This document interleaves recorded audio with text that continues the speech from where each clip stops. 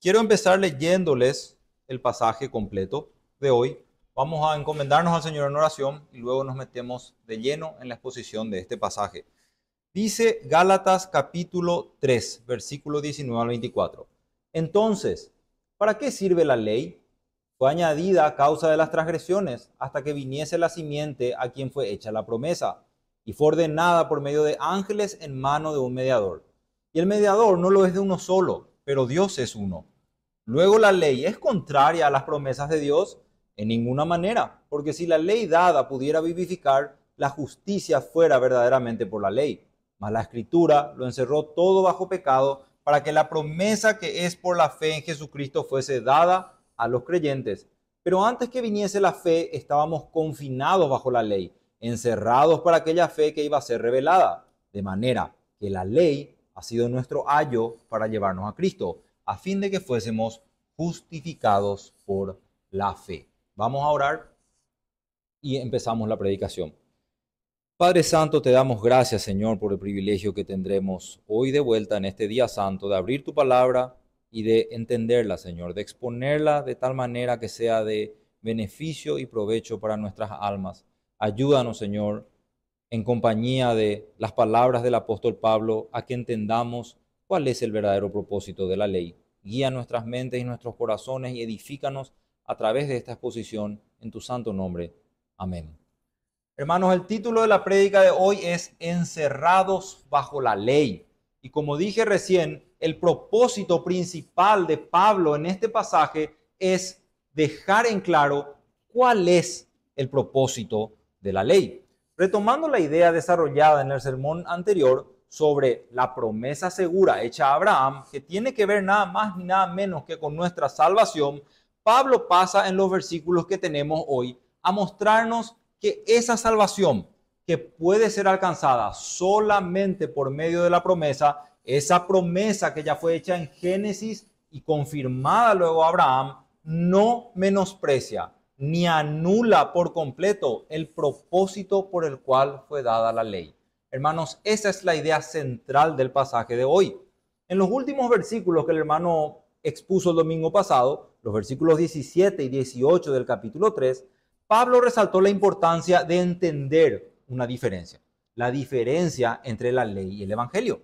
Entender correctamente el mensaje del evangelio es entender que la salvación nos ha sido ofrecida solamente por gracia, solamente por medio de la fe y solamente en Cristo. En la justificación, hermanos, cuando un pecador es justificado delante de Dios, él es declarado justo en base sola y únicamente a los méritos de Cristo y no en base a ninguna obra que el hombre pueda atribuirse. Esto es un concepto central en el mensaje del evangelio. Entonces, a lo largo de este tercer capítulo de Gálatas, Pablo hace un fuerte énfasis en la promesa que le fue dada a Abraham, en ese pacto que estableció con él. Cuando Dios estableció el pacto con Abraham, la promesa fue hecha a él y a su simiente. Recordamos eso de las exposiciones anteriores, ¿verdad? La promesa fue hecha a Abraham y a su simiente. Esa simiente fue claramente identificada ya en Gálatas 3, versículo 16. Dice, la cual es Cristo. De esa verdad, hermanos, de ese entendimiento se desprende nuestra concepción de que la salvación no podría ser en ninguna medida a través de nuestra obediencia a la ley. ¿Por qué? Porque de ser así, la salvación ya no estaría basada en la promesa. Entonces, cualquier enseñanza que incluya o implique una salvación por obras, inclusive si la enseñanza es salvación por fe más obras, es una enseñanza que va en contra o amenaza el evangelio de Jesucristo. Hermanos, ese específicamente era el peligro al cual se enfrentaban los Gálatas.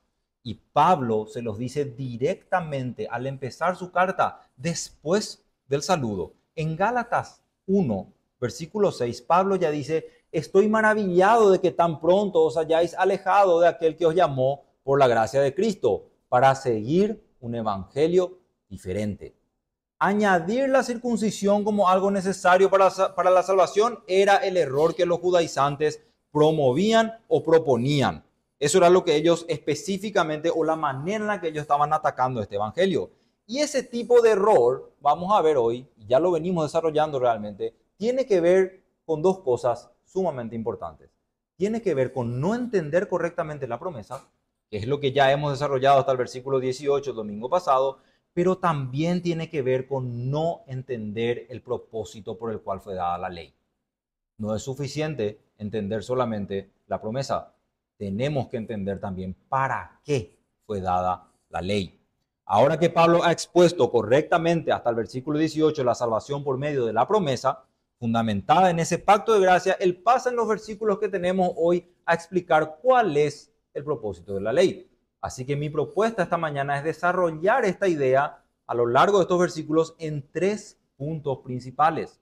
Si están tomando notas, en primer lugar tenemos que entender para qué sirve la ley. ¿Para qué sirve la ley si la salvación es por la promesa? En segundo lugar, tenemos que entender que hay una armonía entre la ley y el evangelio. Hay una perfecta armonía entre la ley y el evangelio, y en ese sentido la ley no es contraria a la promesa. Y en tercer y último lugar vamos a ver que esa ley tenía una naturaleza preparatoria. Así que el tercer punto es la naturaleza preparatoria de la ley. ¿Para qué sirve la ley? La armonía perfecta entre la promesa y la ley y la naturaleza preparatoria de esta ley. Leo de vuelta los versículos 19 y 20, que son los primeros que vamos a abordar en el punto 1. Dice Pablo, entonces, ¿para qué sirve la ley? Fue añadida a causa de las transgresiones hasta que viniese la simiente a quien fue hecha la promesa, y fue ordenada por medio de ángeles en manos de un mediador. Y el mediador no lo es de uno solo, pero Dios es uno. Entonces, ¿qué es lo primero que encontramos acá? A la luz de la defensa de Pablo, de que la salvación es solamente por gracia, Pablo empieza ahora haciéndose una pregunta retórica. Y la pregunta es, entonces, si la salvación, conectemos la idea, si la salvación es solamente por gracia y a través de la promesa, entonces, ¿para qué sirve la ley? Dice Pablo. Teniendo en cuenta su argumentación anterior, Pablo lo que hace con esta pregunta es adelantarse a lo que podría estar en la mente de sus detractores, a lo que podría estar en la mente a lo mejor de esos judaizantes que buscaban pervertir el mensaje del evangelio. ¿Y por qué digo que intenta adelantarse? Porque ¿cuál sería el error más lógico de creer en que la promesa o la salvación es solamente por la promesa? El error más lógico sería concluir que entonces la ley no sirve para nada. Si la ley no aporta absolutamente nada en la salvación y es solamente por la fe en la simiente, entonces un error lógico al que una persona podría llegar es, entonces la ley no tiene ninguna utilidad. Descartémosla por completo. Pablo entonces empieza con esa pregunta, ¿para qué sirve la ley? Y con esta pregunta él tiene la intención de impartir su enseñanza sobre cuál es el propósito de la ley. Para hacer eso, el apóstol va a empezar recordando a sus oyentes cuál es el origen de la ley. O podríamos nosotros hacernos la misma pregunta diciendo, ¿por qué? ¿Por qué fue dada la ley? Si pudiésemos elegir un motivo por el cual la ley fue dada al pueblo de Dios, ¿cuál sería, hermanos? Pablo no duda en responder. Pablo ni siquiera presenta una respuesta a lo mejor confusa o vaga o difícil de interpretar. Pablo es sumamente claro. Él dice que fue añadida a causa de las transgresiones. Y para que nosotros entendamos un poco mejor, para profundizar en esta respuesta a la pregunta que Pablo mismo se hace, yo quiero que nosotros tomemos prestadas las palabras de Pablo en la carta a los romanos, en donde él aborda este mismo tema. Acompáñenme por favor a Romanos, primero Romanos capítulo 3. Vamos a leer al apóstol enseñando esto también a los romanos. En Romanos capítulo 3, versículo 20, encontramos lo siguiente. Ya que por las obras de la ley ningún ser humano será justificado delante de él, porque por medio de la ley es el conocimiento del pecado. En este pasaje nosotros podemos ver cómo Pablo empieza a desarrollar para qué sirve la ley. Hermanos, la ley que fue dada a Moisés demandaba nada menos que un amor perfecto hacia Dios y un amor perfecto hacia el prójimo. Recordemos que nuestro Señor mismo dio un resumen de las tablas de la ley. En Mateo 22, 37 al 40, cuando Jesús fue consultado sobre cuál es el gran mandamiento de la ley, él respondió de la siguiente manera. Jesús les dijo: amarás al Señor tu Dios con todo tu corazón y con toda tu alma y con toda tu mente. Este es el primero y grande mandamiento. Y el segundo es semejante: amarás a tu prójimo como a ti mismo. De estos dos mandamientos depende toda la ley y los profetas. Así que la ley de Moisés, si pudiésemos resumirla de alguna manera, enseña que debemos de dar o tener un amor perfecto hacia Dios y debemos amar a nuestro prójimo de la misma manera que nos amamos a nosotros mismos. Hermanos, cualquiera que entienda la verdad que está en las palabras de nuestro Señor, se dará cuenta al examinar su corazón que hay que hay muy poco de ese amor en nosotros, y esto es por causa del pecado, por causa de la caída. Acompáñenme ahora a Romanos capítulo 5, versículo 20. ¿Qué dice ahí Pablo? Dice de vuelta: pero la ley se introdujo para que el pecado abundase, mas cuando el pecado abundó, sobreabundó la gracia. ¿Qué quiso decir Pablo con esto? ¿Quiso decir Pablo que la ley se introdujo para que haya mucho más pecado? No, hermanos, eso sería malinterpretar las palabras de Pablo. Lo que el apóstol buscaba transmitir con esto es que la ley fue introducida para aumentar nuestro conocimiento del pecado. Cuando Pablo dice que la ley se introdujo para que el pecado abundase, lo que está diciendo es que la ley fue entregada para que nosotros podamos entender, y valga la redundancia, la pecaminosidad del pecado, la abundancia de pecado en nosotros. Y a mí me gusta mucho la ilustración que usa un comentarista para explicar esto un poco mejor. Él dice que en este sentido la ley funciona como una lupa. Imagínense que tenemos una prenda o una ropa que está manchada y que miramos a esa mancha a la luz de la lupa. Yo les pregunto, ¿la lupa aumenta la cantidad de manchas en esa ropa? ¿Verdad que no? ¿Qué es lo que hace la lupa? Hace que podamos ver esas manchas mucho más claramente. Y hay veces que inclusive la lupa revela manchas que a simple vista no se ven. Este es el propósito por el cual fue dada la ley moral al pueblo, en el sentido de para que abundase el pecado, para que sirva como una lupa cuando analizamos nuestros corazones y vemos y encontramos cuánto pecado hay ahí.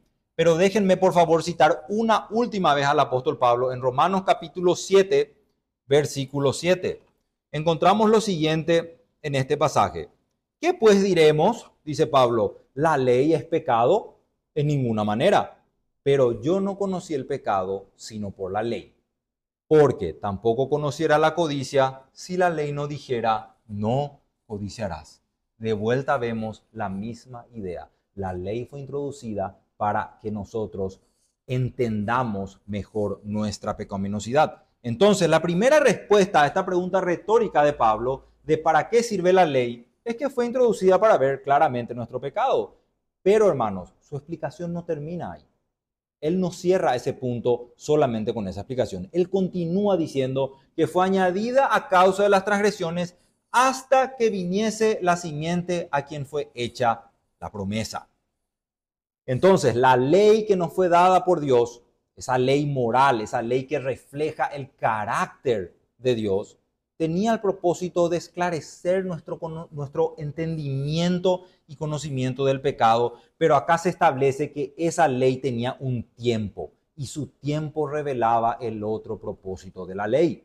Está expresado en este versículo. El otro propósito de la ley era o tenía que ver con la promesa. Dios le había hecho una promesa a Abraham y luego le había dado la ley al pueblo de Israel. Así que esa ley no solamente apuntaba a enfatizar la pecaminosidad del hombre, sino que apuntaba hacia esa promesa. Y más específicamente, no solo hacia la promesa, sino hacia la simiente a la cual se hace la promesa o en la cual se sostiene la promesa. Entonces, ahora que vimos un poco el sentido o el propósito de por cual la ley de la naturaleza o la ley moral nos fue dada, pensemos por unos minutos a la luz de este segundo propósito de apuntarnos hacia la simiente en la ley ceremonial que fue dada a Israel. Hermanos, esa ley, ustedes saben que estaba cargada de exigencias, de ritos y de sacrificios que apuntaban siempre a algo mayor. Esa ley estaba cargada de sombras que apuntaban a la sustancia de todo. Y tenemos que entender que eso no fue una mera coincidencia.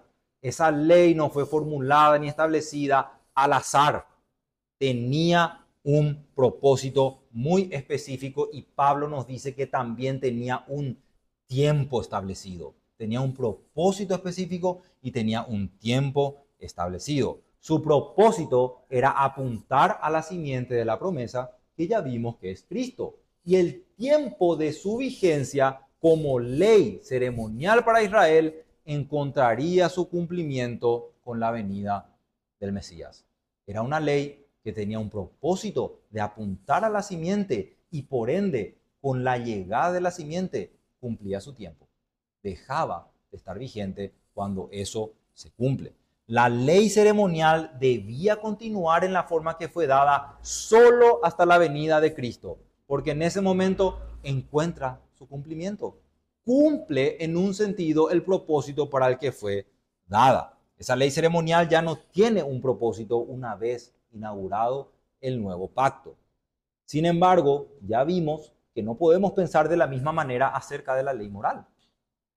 En el nuevo pacto, nosotros ya no estamos bajo la esclavitud de un pacto de obras que refleja la idea de haz esto y vivirás. O como dice Pablo un poco antes en Gálatas, inclusive en este capítulo 3, dice, maldito todo aquel que no permaneciere en todas las obras de la ley. En el nuevo pacto ya no estamos bajo la maldición de un pacto de obras, pero esa ley moral, cuando se la considera como la ley de la naturaleza, sigue siempre en vigor y continúa siendo útil para convencer a los hombres de su pecado y continuar refrenándolos de él. Así que este es el desafío de este pasaje, hermano.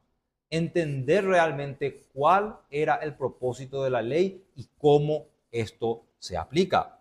Esa distinción que yo estoy explicando y que vamos a desarrollar mucho más en detalle hoy, esa distinción es lo que los judaizantes no lograron entender, o al menos no quisieron entender. Por no entender esto, ellos enseñaban que aparte de la fe, había que cumplir con exigencias de la ley, que era la circuncisión en este caso, para completar la salvación. De hecho, me recordó ahora el hermano leyendo el pasaje de Hechos 16, que Hechos capítulo 15, versículo 1, es la confirmación de que este era el error.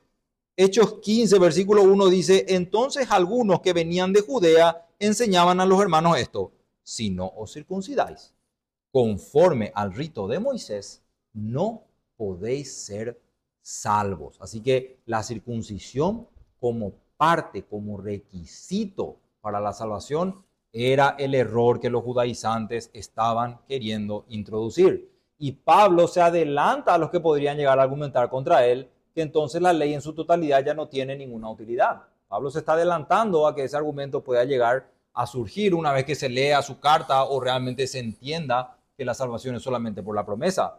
Pero nosotros vamos a ver eso más adelante, que sí hay una utilidad y nuestro segundo punto de hecho es que hay una perfecta armonía entre la ley y el evangelio que no altera el mensaje del evangelio.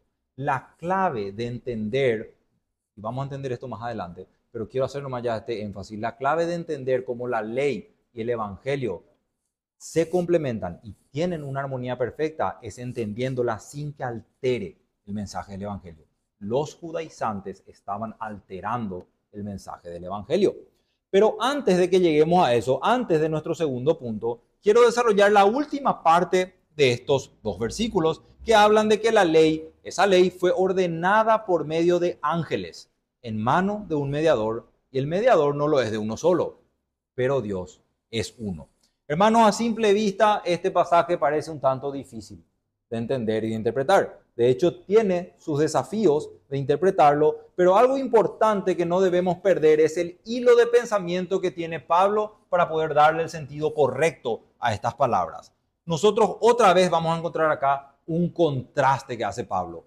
Pablo está constantemente comparando el antiguo pacto con la promesa hecha en el pacto con Abraham. Entonces, si nosotros vemos claramente ese hilo conductor de Pablo, esa idea que está constantemente en su mente, esa comparación, nosotros podemos asumir que el mediador a quien él se está refiriendo tiene que ser Moisés en el pacto mosaico. Esa ley entregada en el monte, vista desde esta perspectiva del pacto mosaico, establecía ese pacto como un pacto de obras.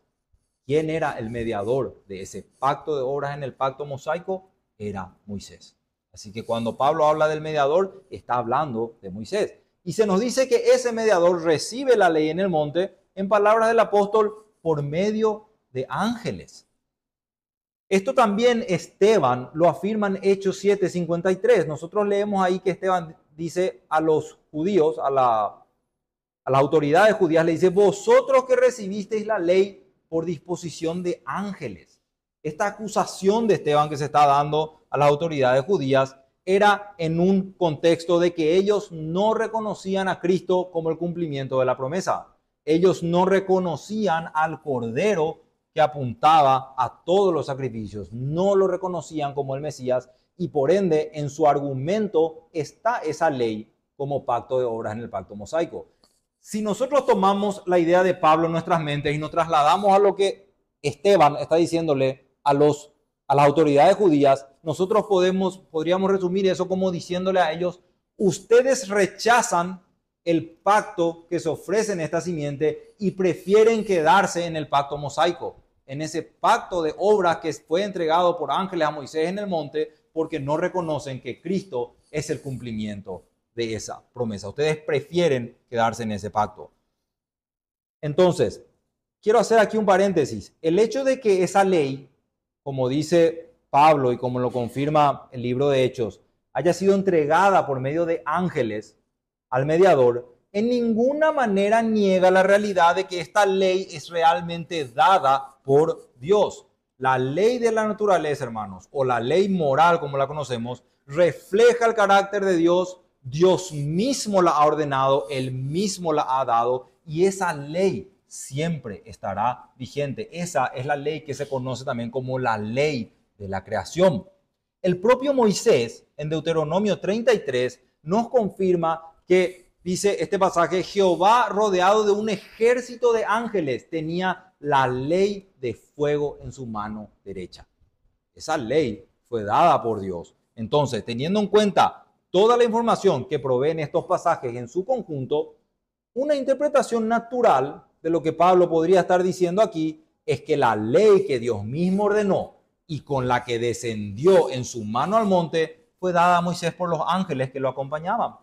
Dios mismo da la ley, pero Él se sirve en este sentido de sus ángeles escogidos para entregárselas en manos de Moisés. Esto es un detalle que agrega el pasaje, pero yo no creo que es el punto más importante que se trata de expresar aquí. Esto nos ayuda realmente a entender que hay una comparación que Pablo tiene en todo momento en su mente. Moisés es un mediador de un pacto de obras entre Dios y su pueblo. Repito, Moisés es un mediador de un pacto de obras entre Dios y su pueblo en el pacto mosaico.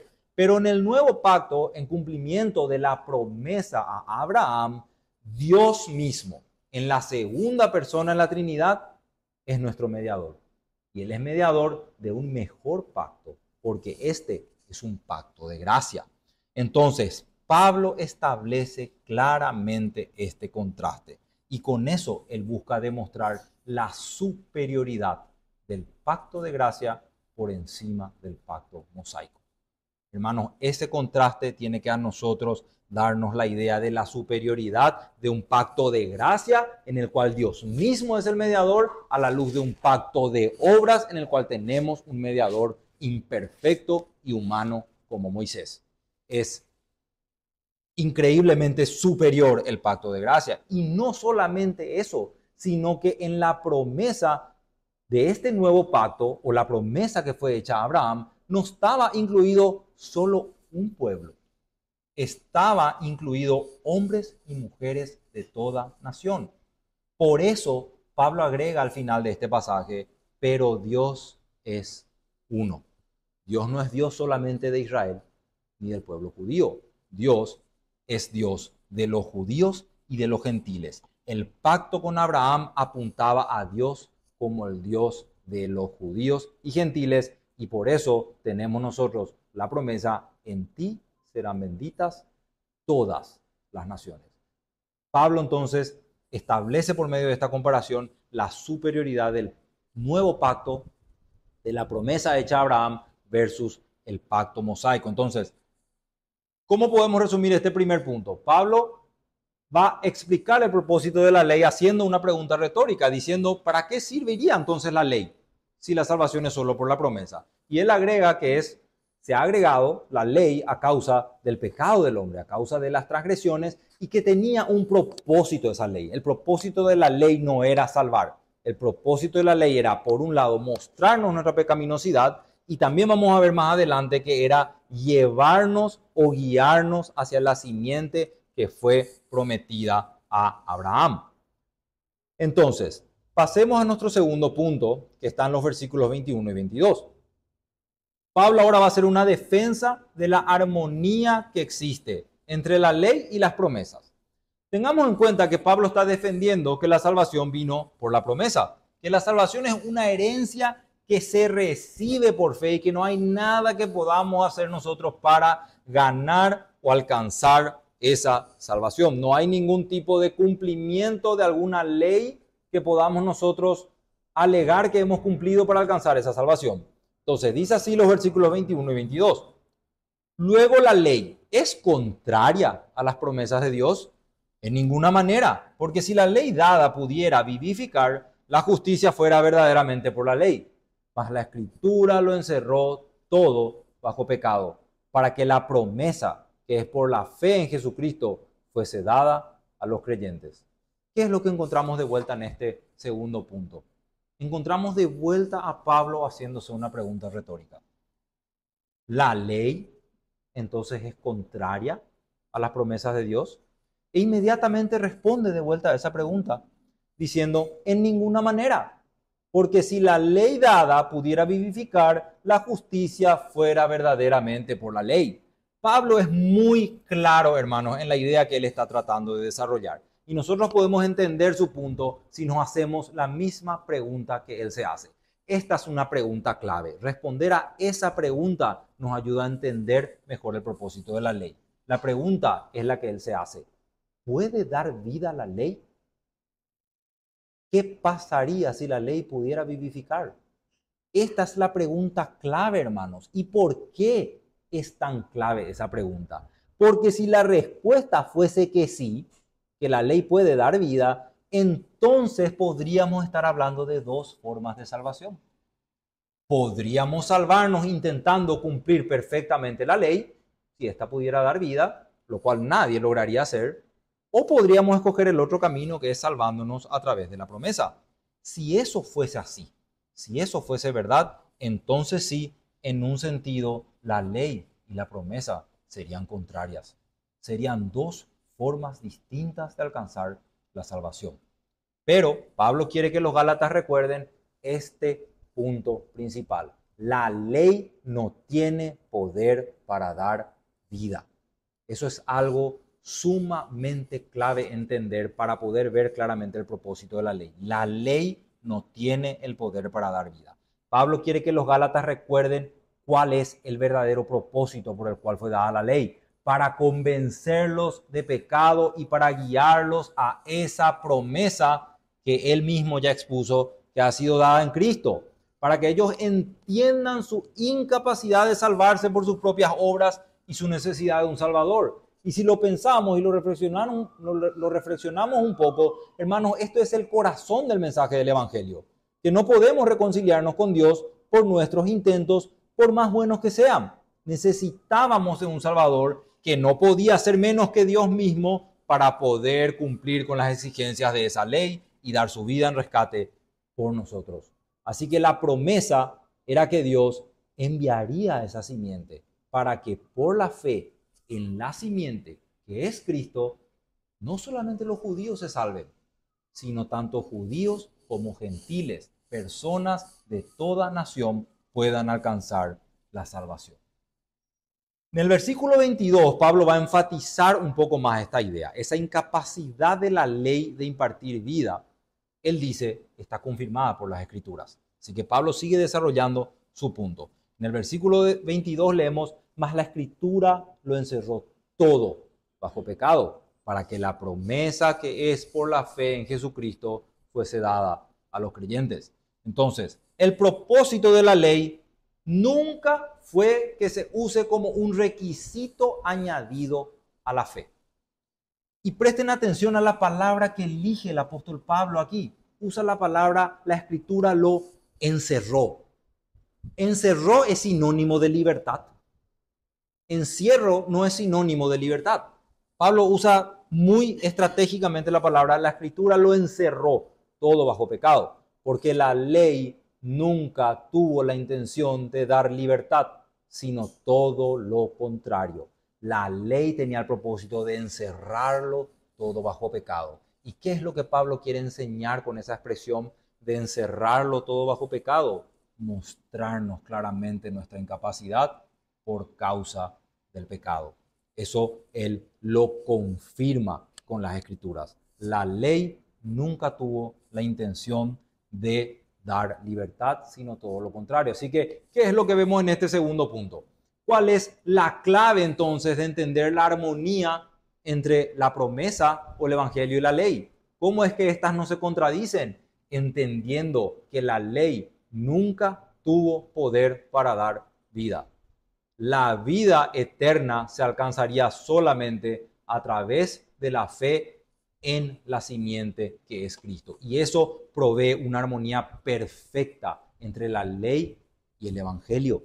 Nos ayuda a entender si la ley no podía dar vida, cuál era su propósito y cómo yo entiendo ese propósito sin alterar la promesa, sin alterar el mensaje del evangelio. Lo entiendo a la luz de que esa ley tenía otro propósito y tenía un tiempo establecido. Y ese segundo propósito, el primero recuerden que es mostrarnos nuestra pecaminosidad, pero ese segundo propósito era guiarnos a algo mejor y mayor, guiarnos a esa simiente que estaba en la promesa. Y quisiera que ahora pasemos a nuestro tercer y último punto. En los versículos 23 y 24 tenemos, como yo les había dicho, la naturaleza preparatoria de esta ley. En este tercer y último punto encontramos que Pablo seguirá desarrollando la idea de que la ley fue dada para que nosotros veamos cuán pecaminosos son nuestros corazones, cuán grandes los efectos de la caída y cuán incapacitados estaríamos sin la promesa de poder reconciliarnos con Dios. Esa es la intención de Pablo ahora en este último punto.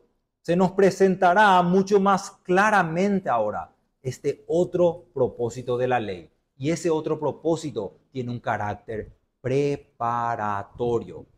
La ley tenía un carácter preparatorio. Esa ley dada por Dios a Moisés en el monte era una ley que buscaba prepararnos. Entonces, pero antes que viniese la fe, estábamos confinados bajo la ley, encerrados para aquella fe que iba a ser revelada. Estoy leyendo versículos 23 y 24. De manera que la ley ha sido nuestro ayo para llevarnos a Cristo a fin de que fuésemos justificados por la fe. Quiero hacer primero alusión a algo que Pablo menciona en este pasaje. Pablo primero lleva nuestra atención a una mención de un periodo de tiempo. ¿Cómo nos damos cuenta de eso? Porque él dice antes que viniese la fe. Así que el antes que viniese la fe está haciendo alusión a un periodo de tiempo. Pablo está refiriéndose al tiempo en que los judíos vivían bajo el antiguo pacto. Antes que viniese la fe. El tiempo antes de la fe o antes de que la fe sea totalmente revelada en la identidad del Salvador. Hermanos, bajo ningún punto Pablo está empezando aquí una defensa o una afirmación de que aquellos que vivieron en el tiempo antes de la fe podían salvarse de alguna otra manera que no sea por la fe en la promesa. Esa no es la idea de Pablo al hacer alusión a Pero antes que viniese la fe, estábamos confinados bajo la ley. No está desarrollando la idea de que haya alguna otra forma de salvarse, inclusive durante la vigencia del antiguo pacto. Porque para ellos también fue dada la promesa de la simiente. Enseñar que hubo un tiempo en que las personas podían salvarse aparte de la fe o de alguna otra manera sería totalmente contradictorio con lo que Pablo viene enseñando.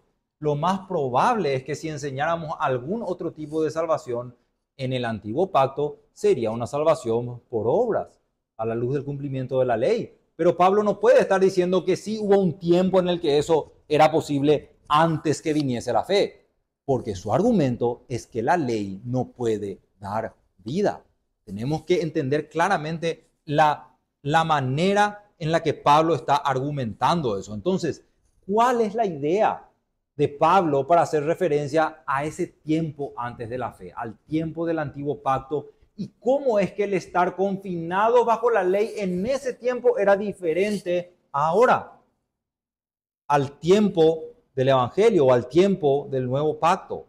Hermanos, era diferente en el sentido que durante el antiguo pacto la identidad completa de esa simiente prometida a Abraham aún estaba velada, aún no había sido, revelada en su totalidad. La ley ceremonial, que era parte del pacto mosaico, dijimos que estaba llena de sacrificios y ritos que no eran otra cosa que sombras que apuntaban a la sustancia.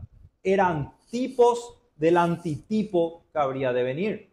Sombras que apuntaban a la verdadera sustancia. Es recién en el nuevo pacto que esa simiente y esa fe en Cristo es totalmente revelada. De ahí las palabras de Pablo que antes que viniese la fe estábamos confinados bajo la ley, y fíjense lo que dice acá, encerrados para aquella fe que iba a ser revelada. Es sumamente importante que entendamos esto, y yo quiero hacerles pensar en esto de una manera muy práctica a la luz de una ilustración. Imagínense que yo ahora les diga que una persona muy importante va a visitarnos y yo les doy algunas características de esa persona. Les digo que esa persona, a lo mejor les doy el tamaño de la persona, a lo mejor les digo que es una persona alta o una persona baja, les puedo decir también qué tan cercana es esa persona a nosotros, pero nunca les revelo quién es.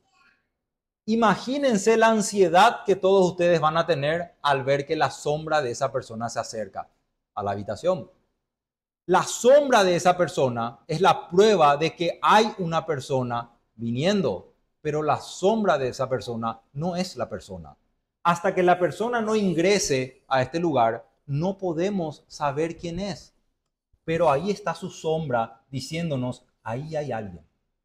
Así es como vivieron en el antiguo pacto, con la sombra de aquel que habría de venir. No se les había revelado aún por completo. Esa es la forma en la que los judíos vivieron bajo el antiguo pacto, porque la ley era esa sombra que apuntaba a la persona que la fe en el nuevo pacto revelaría, que es Cristo. Entonces, a la luz de esa verdad, hermanos, yo quiero que consideremos cuán grave era el error en el que estaban cayendo los gálatas, ¿verdad? Por causa de esta enseñanza de los judaizantes y su doctrina, ellos estaban volviendo a la sombra habiendo visto ya la sustancia. O sea que a la luz de la ilustración que acabo de darles, sería como que esta persona importante entra a la habitación y yo prefiera seguir abrazando su sombra, teniendo a la persona delante mío. Así de grave era el error en el que estaban cayendo los gálatas. Entonces, para cerrar la idea, en el versículo 24, Pablo también va a usar una ilustración ahora y va a recordarle a los gálatas de vuelta cuál era el propósito de la ley. Y aquí ya se dice de manera sumamente clara, de manera que la ley ha sido nuestro ayo para llevarnos a Cristo a fin de que fuésemos justificados por la fe. Gálatas 3, versículo 24. Aquí tenemos una ilustración de Pablo. La ilustración es la de un ayo. Y algunos de nosotros podríamos no estar familiarizados con qué significa esta palabra ayo. Esa palabra proviene del griego paidagogos, que puede resultar familiar porque a su vez proviene de la palabra griega pedagogo. La Biblia en inglés, la versión King James, traduce esta palabra como maestro. Así que un maestro o un tutor son también traducciones adecuadas y son sinónimos de la palabra ayo. Un ayo es una institutriz, un tutor o un maestro.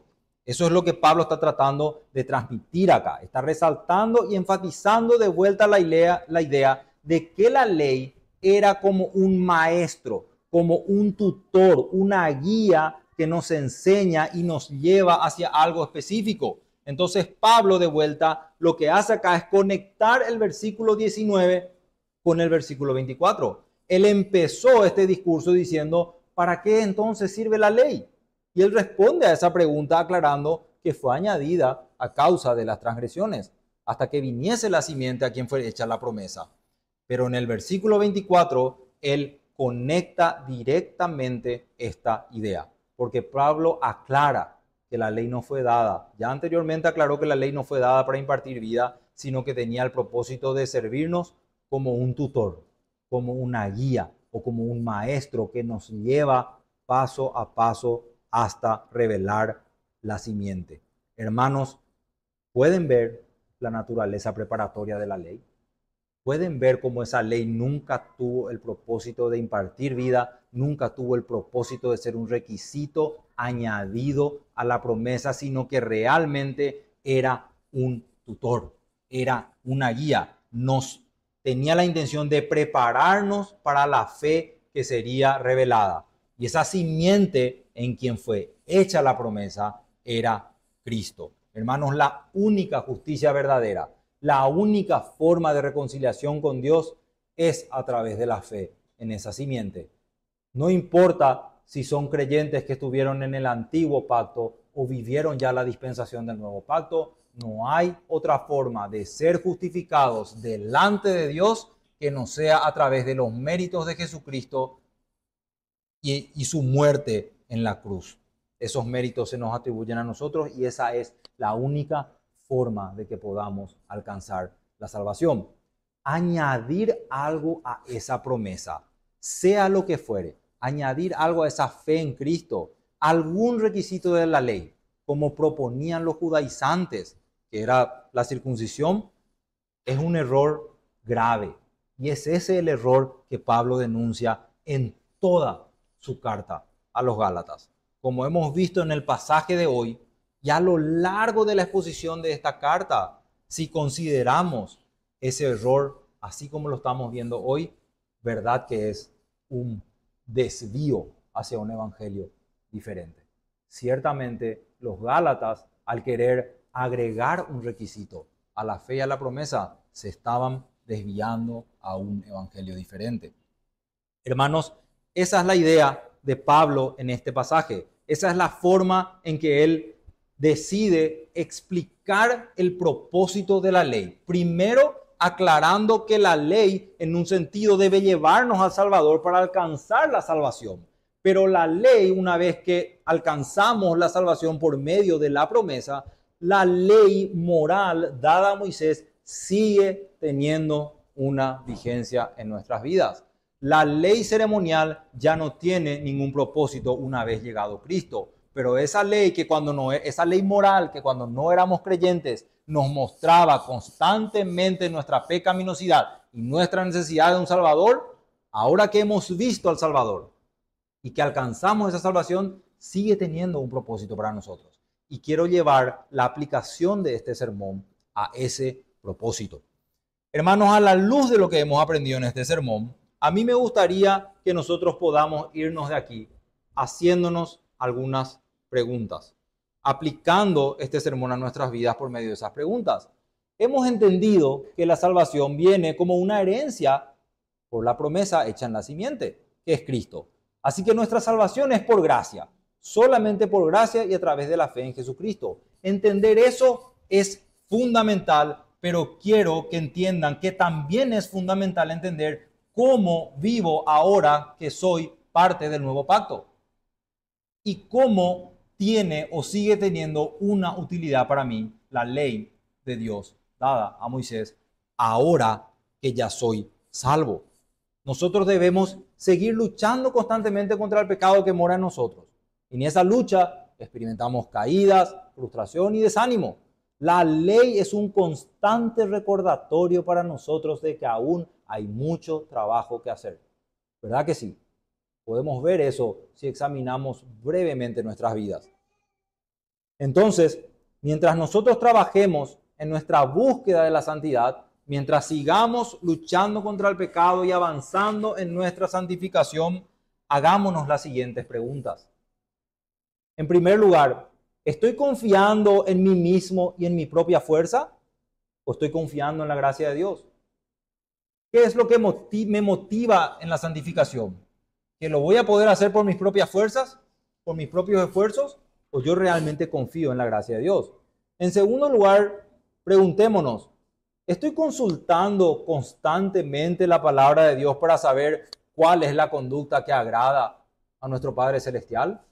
¿Consulto yo diariamente su palabra para recordarme cuál es la conducta que a Él le agrada? En último lugar, pero no menos importante, háganse la pregunta, ¿encuentro gozo en ver la ley de Dios como una regla de vida que me guía a entender mejor la voluntad de Dios? ¿Puedo realmente yo encontrar gozo al ver que la ley de Dios es una regla para la vida del creyente y que me muestra claramente cuál es la voluntad de Dios en mi vida? ¿Confío en mis propias fuerzas o en la gracia de Dios?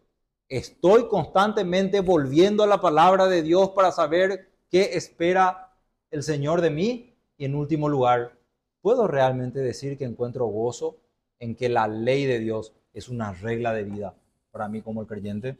Hermanos, es mi deseo en esta mañana que el Señor nos ayude a crecer en santidad, a seguir luchando contra el pecado remanente que hay en nosotros, que encontramos cada día, pero también que aprendamos en esa lucha por la santificación a descansar en la gracia de Dios.